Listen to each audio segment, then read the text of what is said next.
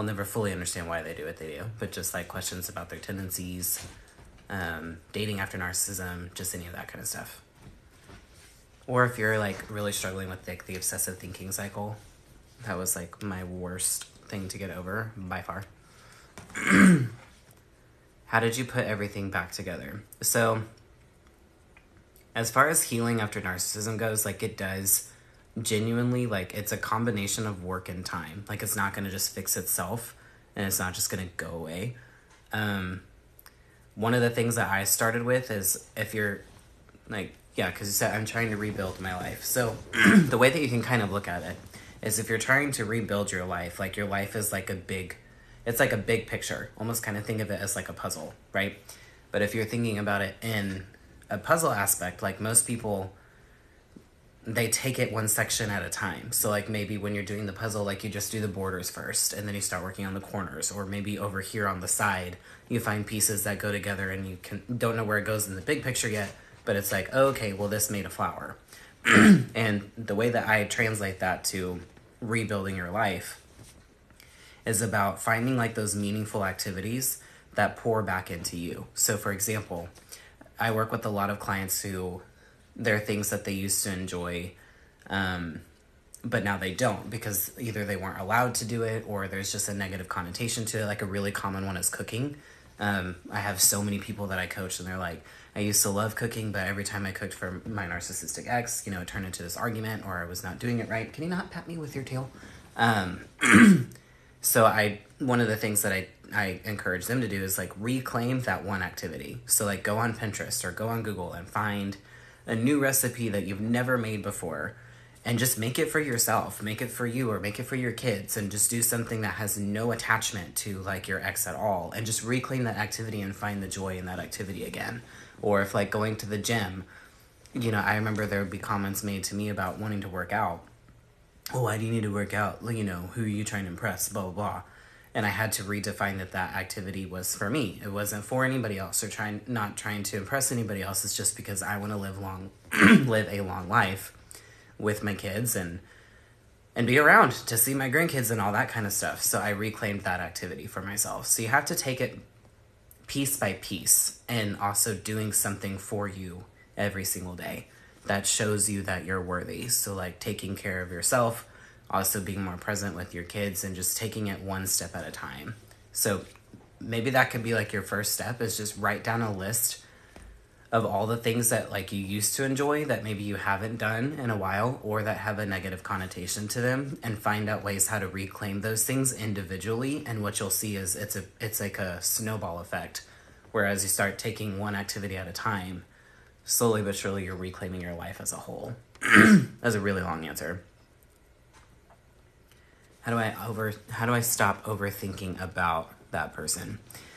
So what the overthinking process is, the technical term for it's called rumination. And essentially like what we don't realize is that rumination, which is this habit of like repetitive negative thought patterns that continue on like a loop in our mind. Like that's a summary of what the clinical definition of it is. And what it is, it's essentially a transference of what was going on in the relationship to what's going on now. And this is probably like the biggest thing that I coach on, because it was the part that was the hardest for me to stop, because nobody really taught me what this was. A, I didn't know it was normal, and B, I definitely was not given tools to stop it.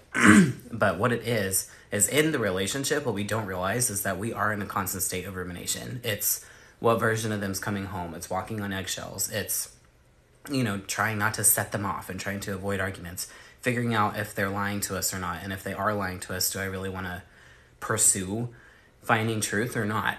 So we're constantly in this state of fight or flight and repetitive thinking, and it just transfers after the relationship's over. So now you could be thinking about, well, what is he doing now? Or, what is she doing, with these people? Or why did they do what they do? Where you're just, you might be cyber stalking their new supplier, cyber stalking them, because all of that stuff can be wrapped up in this like obsessive thinking cycle, and it feels very addictive and it feels very out of your control.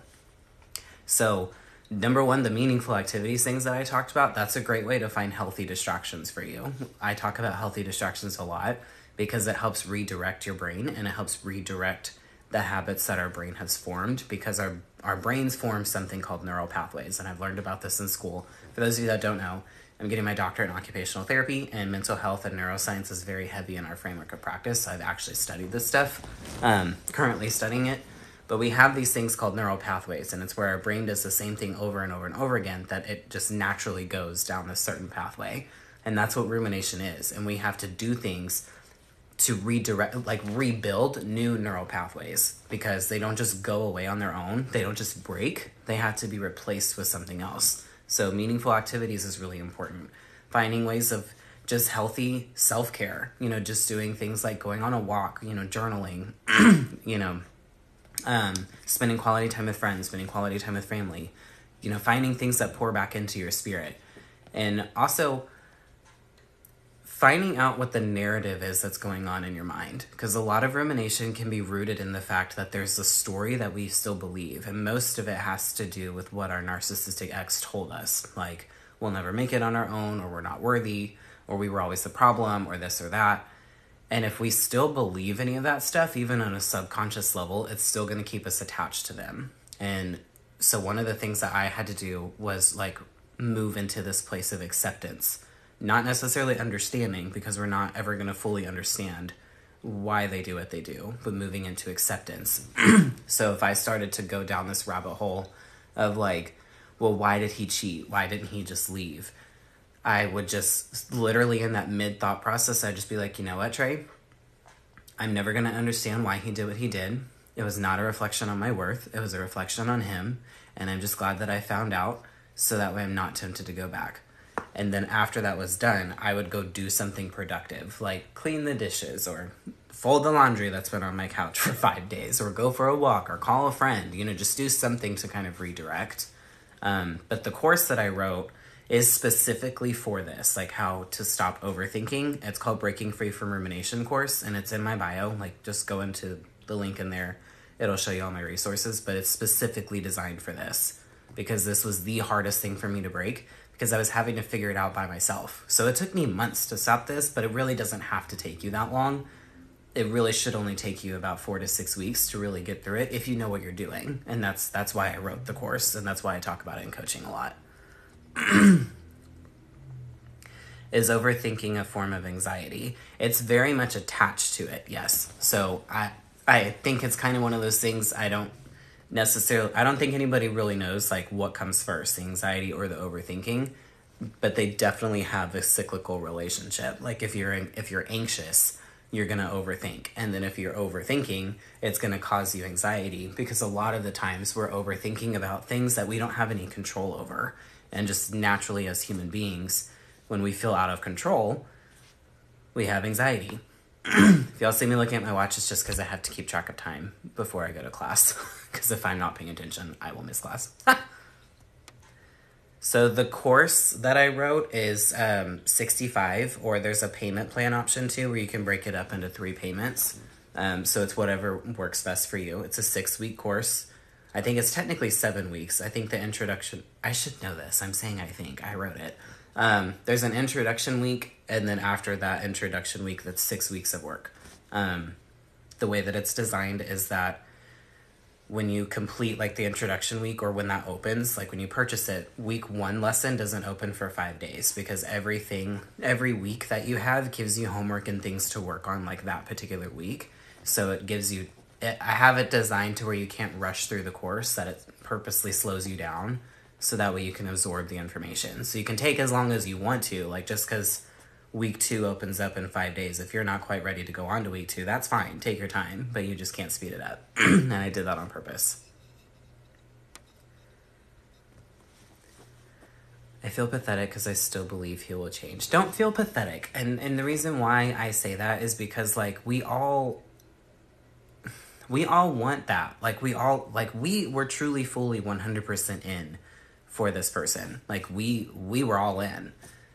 And it's hard to like not want that to be reciprocated. Like why would we not want that to be reciprocated? And they are really good at like selling their potential. Like they showed us the best version of them, especially at the very beginning of the relationship, or when they like royally screw up, they re-love bomb us and go into this whole thing again. And so they show us these little like snippets of well, maybe there is a good person deep down in there, but this is the part, like, that's hard to accept, that even the good times were there to manipulate and control us. Like, they weren't necessarily genuine all the time. There may have been some moments that were, so you can walk away and just be appreciative for the good memories that you do have, if you do have any. Well, and let's be honest, like, you're gonna have some good memories, because nobody's gonna stay with some monster of a person that's just been an asshole the whole time in the relationship. There had to have been some good times in there. So what I walked away with was, you know what? I appreciate the good times that I have, and I appreciate the good memories that are there, and I'll just walk away appreciative of those, but still understanding that those were used on purpose. They weren't still necessarily genuine. But don't feel pathetic that you still want them to change, or you believe that they can, because that's natural. Just don't stay there. Move into that acceptance of they are who they are, and good people don't use acts of kindness or acts of service, whatever term you want to use, just to keep me there to tolerate their abuse. And that's a hard thing to accept. Can the abuse cause ADHD-like symptoms? Yes. So one of the parts with rumination especially is having a really hard time focusing on tasks. And I think I'm going to okay, I don't know if I'm supposed to announce this yet, but I think I'm going to go ahead and do it. So it's not live yet, like it's not available to like sign up for, but if y'all don't know who Carrie McAvoy is, her name is Dr. Carrie McAvoy. She's another content creator on this, and she's she's a licensed mental health professional.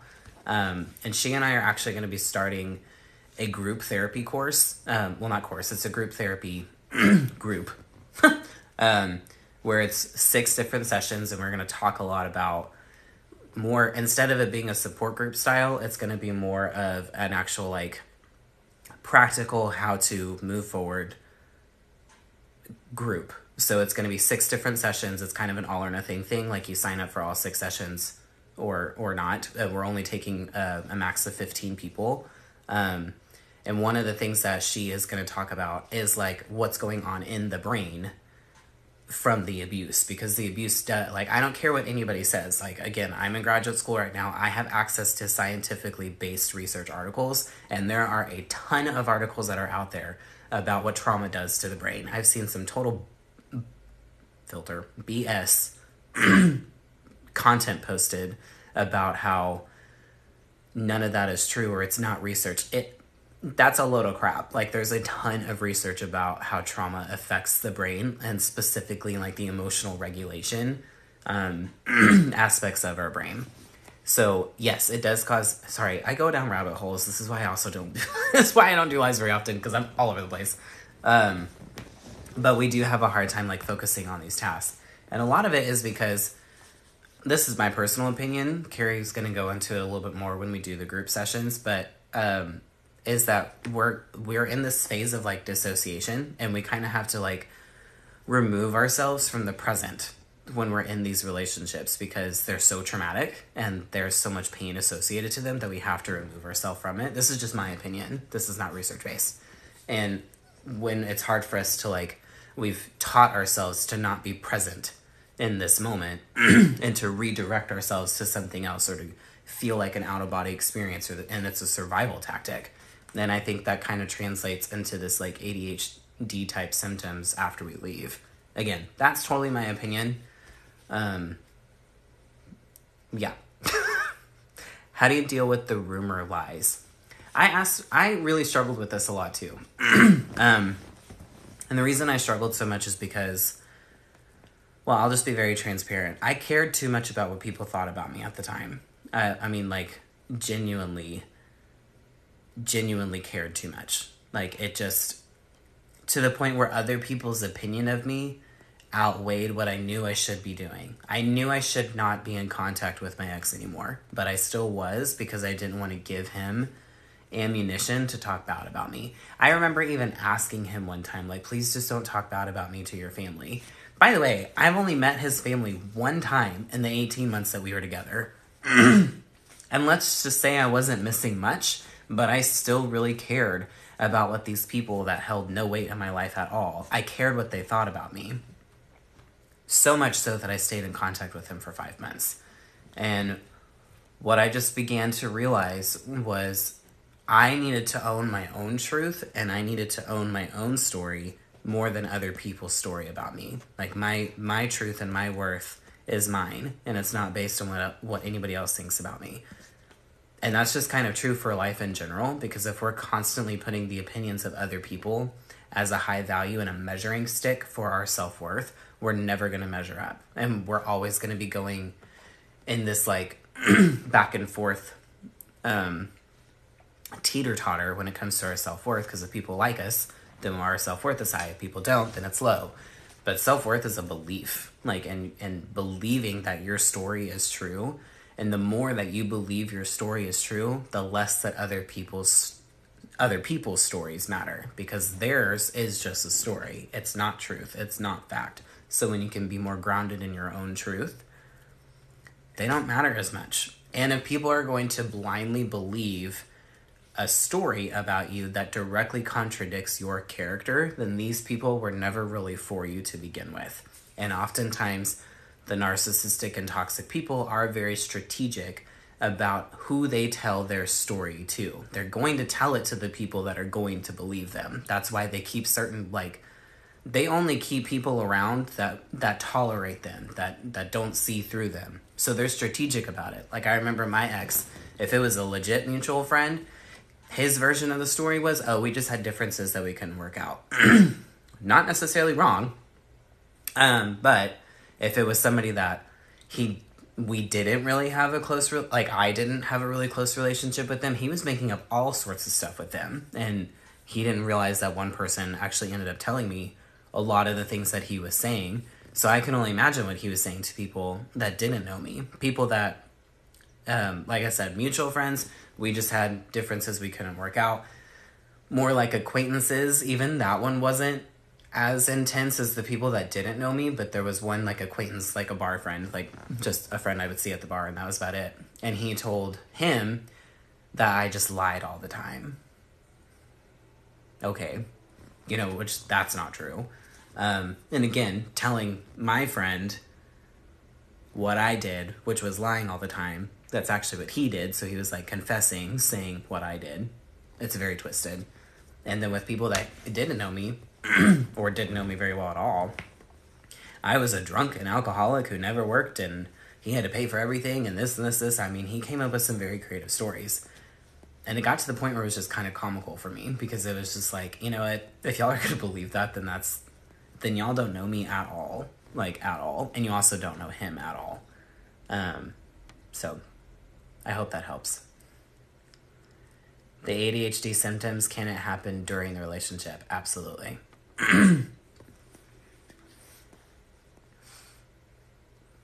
I got diagnosed with ADHD a few years after leaving, took meds, and turns out I don't have it. Isn't that crazy? My brain was trying to cope with the trauma. That's exactly what was happening.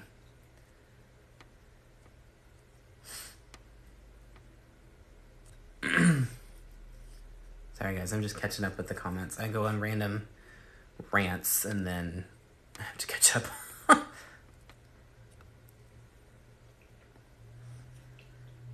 Should I worry about my narcissistic dad talking to my narcissistic ex that I have kids with? Ooh, that's a really good question. So one person I'm going to recommend you to follow, if you're not already, her handle is Stand Coaching. She actually talks about narcissistic dads specifically because she had one. So if you're not following her, make sure that you do. Abuse is Abuse talks about narcissistic mothers a lot. How to Love a Battered Woman talks about narcissistic mothers a lot. So those three are really great just for you to follow, since you brought that up. And I guess my question to you would be, what do you mean by worry about it? Like, if you just mean should you be bothered by what they say, then my answer is going to be, of course, it's natural to be a little bit bothered by what people say about you, especially if it's completely contradictory to who you are. That's just being a human being. Nobody wants lies being told about them all the time. As far as trying to find out what they're saying, I don't really know if that, the only reason why I would, if I was going to do that, would be because of legal reasons. since you do have children. Like if there was anything that could potentially affect you legally. Overall, here's just what I'm going to say overall. No matter what's being said, don't absorb what they're saying. And the reason why I say that is because, again, you know your own truth. And birds of a feather flock together. So a narcissist knows potentially that another narcissist who's not for you is going to listen to whatever they have to say and buy it hook, line, and sinker. So just don't absorb it, and don't absorb it as a reflection of who you are or your self-worth. That's where you go back to just being so grounded in your truth and grounded in your own story. That yes, it may hurt your feelings and it may bother you because you're a human being, but it doesn't become your story, or it doesn't affect you in a way that it causes you to have an emotional response, like lashing out or, doing this whole like reactive abuse thing. Like don't give them the satisfaction of a reaction, if that makes sense. Like I've just accepted the fact that I will always be the bad guy in my narcissistic ex story. I just will. Nothing's ever going to change that. How do you ground yourself about your truth when you've been gaslit? That's a great question. So one thing that I encourage people, I have people do this all the time in my one-on-one calls, is write down a list. Make a list of every single thing that this person did that made you feel devalued, where they didn't meet your basic needs, where they belittled you, where they made you feel unsafe, and get specific. Don't say general things like, oh, he disrespected me. Well, how? How did he disrespect you? Or, oh, well, she didn't meet my basic needs. How did she not meet your basic needs? Like, get specific with this list. And then what that's doing is it's breaking this dissonance. There's a phenomenon called cognitive dissonance, and it's where your reality has been hijacked from you to where you think back on things and you don't even necessarily know what was right and what was wrong, or what happened or what didn't happen. And it's a result of things like gaslighting and blame shifting and deflection and all the things that they do. It's like this cocktail that they make, and it hijacks your reality. And so we have to break that, and we have to get ourselves back to what truly happened and who this person really is in order to be grounded in our truth, in order to move into acceptance, in order to stop the obsessive thinking. Like for me, cognitive dissonance is such a key factor to so many different things when it comes to healing, because it's so necessary. If you can't understand and accept your reality, then how are you going to move on from this? So it's crucial to your healing to break this. And it does take some time. So I would just make this list of everything that they did and remind yourself of why you left, because at some point in time you reached your breaking point where you were done. Even if you were discarded, there was still a point where you're like, I don't want to do this anymore. So make that list, and anytime that you do start to question your reality, or you start to think, I miss them or whatever, you pull that list out and remind yourself of who you really are, or you start hearing these stories that they're telling about you. You pull that list out and be like, nope, this is what really happened. This is my truth. And you're using it not in a way to like dwell on it, but you're using it as a reminder. So it's not like it was something I read every single day. It was something I read when I needed it as that reminder. I hope that helps.